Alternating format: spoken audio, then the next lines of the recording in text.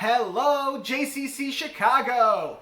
Welcome to Torah in a Box, where we package Jewish values, Jewish learning, Jewish activities for you to do in your very own home. Today, we're going to learn about matzah.